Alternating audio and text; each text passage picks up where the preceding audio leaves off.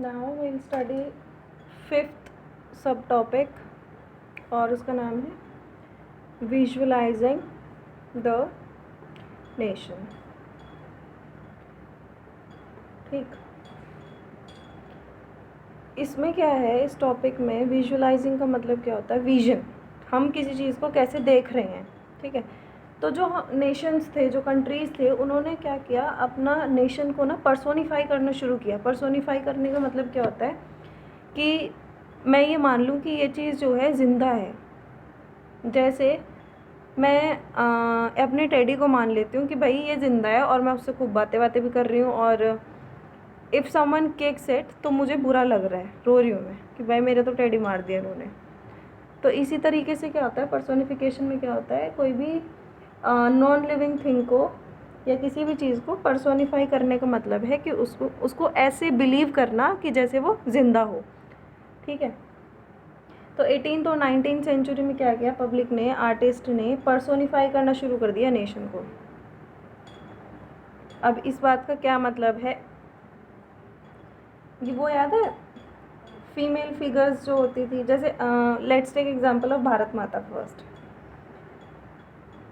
India जो है it is a country, और हमने क्या किया था, हमने बोला था भारत माता की जय, रोज़ बोलते हैं, नेशनल एंथम के बाद भी बोलते हैं, वैसे भी कर देते हैं काम। तो जो भारत माता है, पहले से तो था नहीं ये concept. So I told you about visualising the nation. Visualising में क्या है, भारत माता मैं आपको बता रही हूँ। भारत माता का जो कॉन्सेप्ट है, इट केम इन 1882, और ये सबसे पहले एक बुक थी आनंद मत, जिसके राइटर थे बंकिम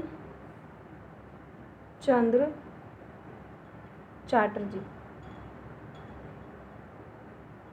ठीक है, तो भारत माता जो है, हम जिन्हें मानते हैं, इंडिया की जो पूरी पर्सोनिफाइड इंडिया है, उसमें भारत माता को हम इंक्लूड करते हैं, और उसके अंदर बंकिम चंद्र चटर्जी जो है, उन्होंने भारत माता को पर्सोनीफाई किया था। उन्होंने इंडिया के लिए एक आइडेंटिटी ऐसी बनाई थी जिसके लिए लोग सोचे कि हम भारत माता के लिए ये काम कर रहे हैं, हम उनके बेटे हैं, है ना, देश की मिट्टी, ये सब कुछ। तो this were all for nationalism की फीलिंग, कि नेशनलिज्म की फीलिंग जो है वो लोगों के अंदर अच्छे से डेवलप हो।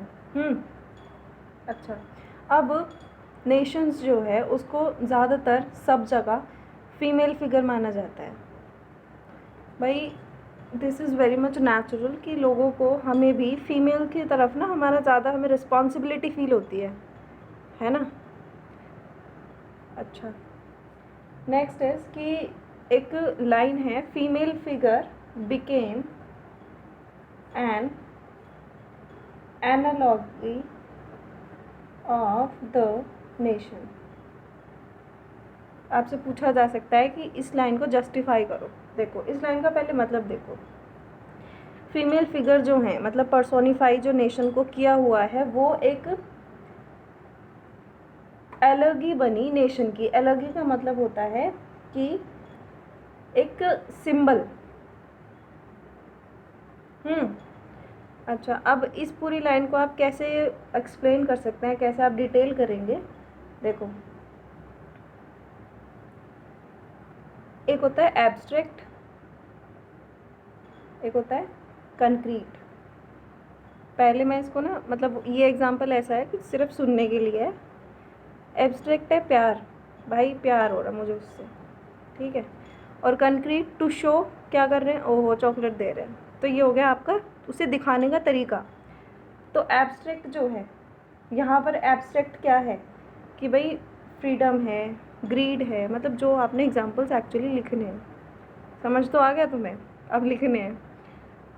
ग्रीड है, लालच है, आज़ादी है, ठीक है, ये तो हो गए एब्स्ट्रैक्ट। अब इनको कंक्रीट में, मतलब कंक्रीट का मतलब क्या होता है, एज अ पर्सन या एज अ थिंग, किसी चीज़ को दिखाना। सिंबॉलिक मीनिंग क्या है उसका, एब्स्ट्रैक्ट का मतलब होता है लिटरल मीनिंग,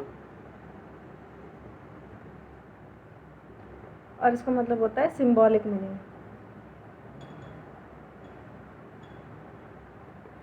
तो नेशन की सिंबॉलिक मीनिंग क्या बना, फीमेल फिगर, ठीक है, अब इसके लिए एग्जांपल्स देखो। एग्जांपल्स क्या हैं, अगर आपको याद हो 9th क्लास में आपको मैंने फ्रेंच रिवॉल्यूशन में बताया था।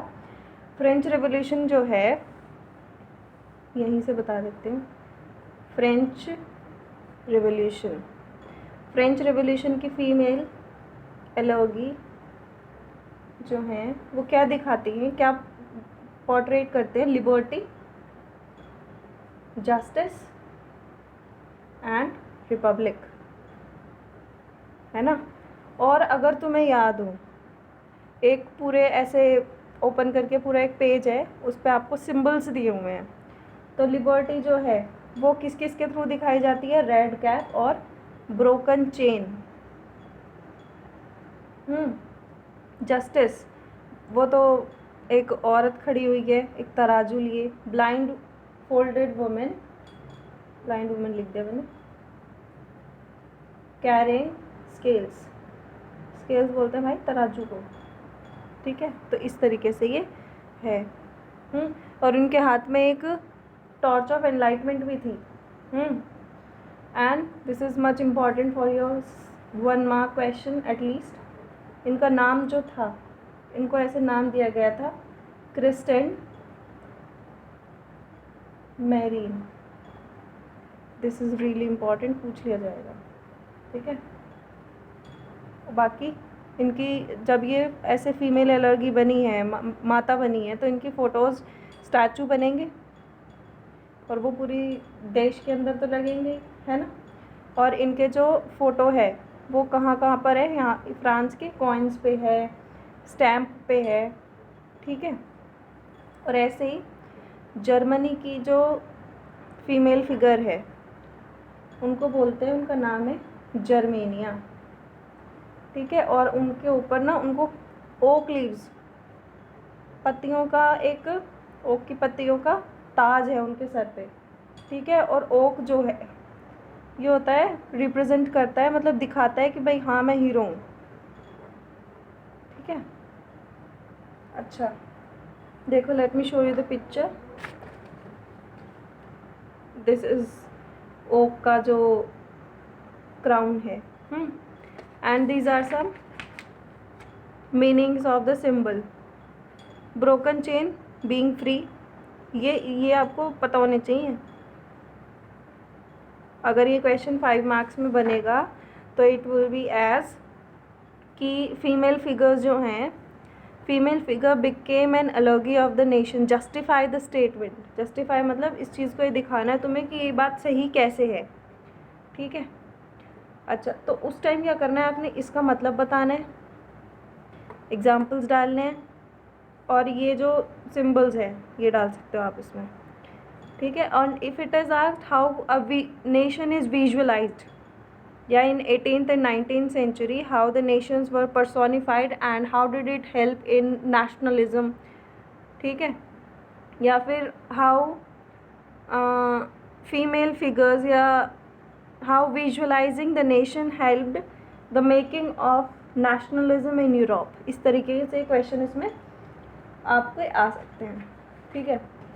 अब नेक्स्ट टॉपिक इज़